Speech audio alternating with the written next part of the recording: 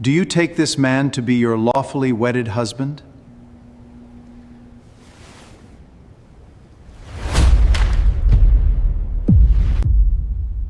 My love?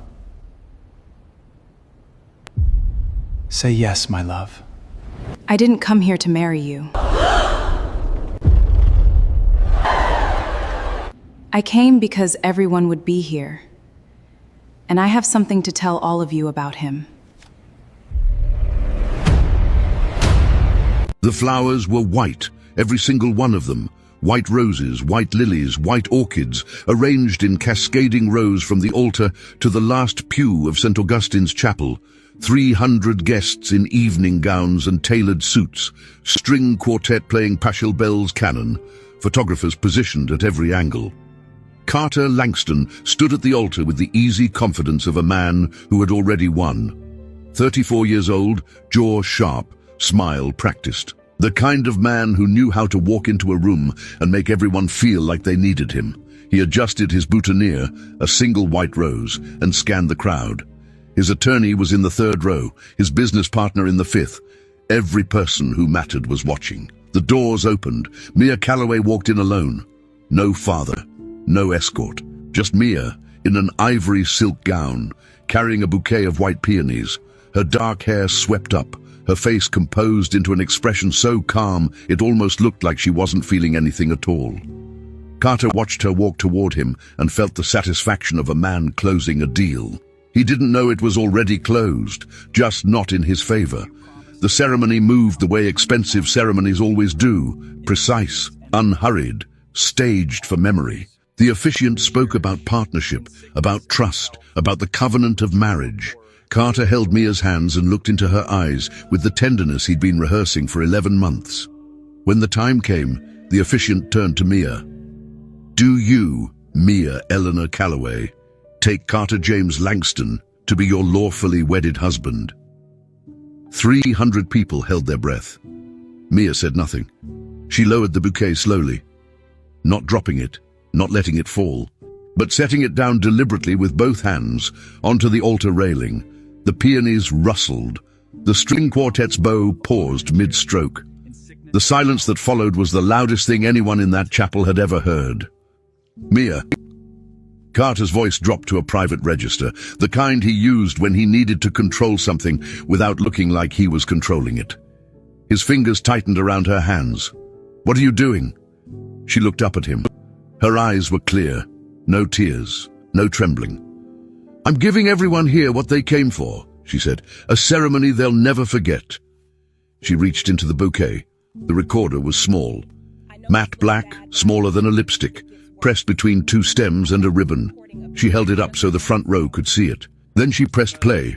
Carter's voice filled the chapel, crisp and recorded 3 weeks prior in the back booth of a restaurant on the Upper East Side. Once the marriage certificate is signed, the Calloway Family Trust transfers into joint ownership. She won't contest it. She trusts me completely.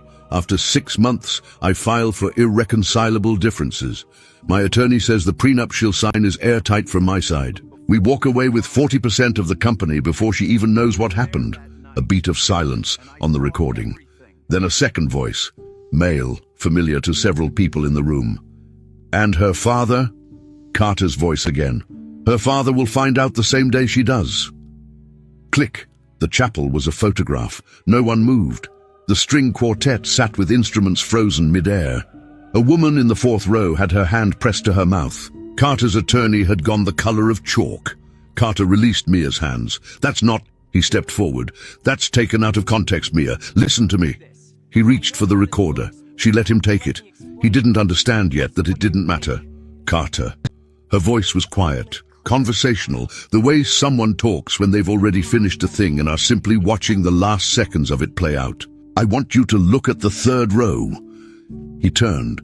Seated in the third row beside Carter's own attorney was a man Carter had never seen before in person, but knew immediately from photographs.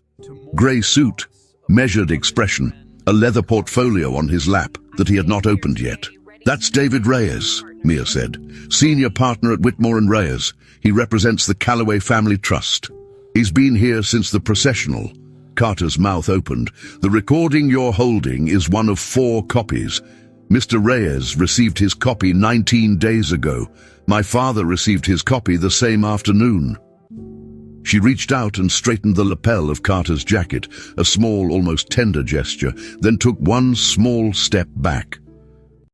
The prenup you drafted was voided last Tuesday. The trust has already been restructured. There is nothing in my name, Carter. There hasn't been for 3 weeks. David Reyes stood, opened the portfolio, and removed a single document.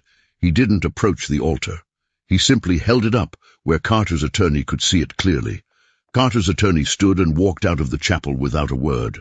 Carter stood at the altar with the recorder in his hand, and 300 witnesses, and no attorney, and no company, and no plan, and the bouquet of white peonies sitting on the railing between them.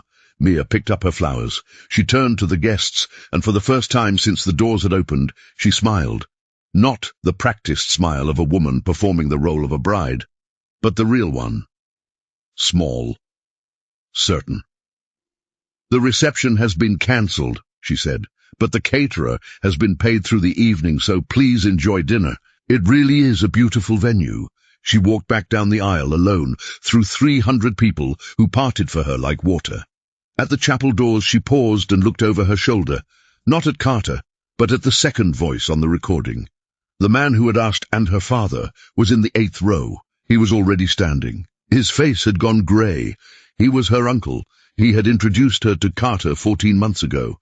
He had told her Carter was one of the good ones. She held his gaze for exactly 3 seconds. Then she walked out into the afternoon light and let the doors close behind her.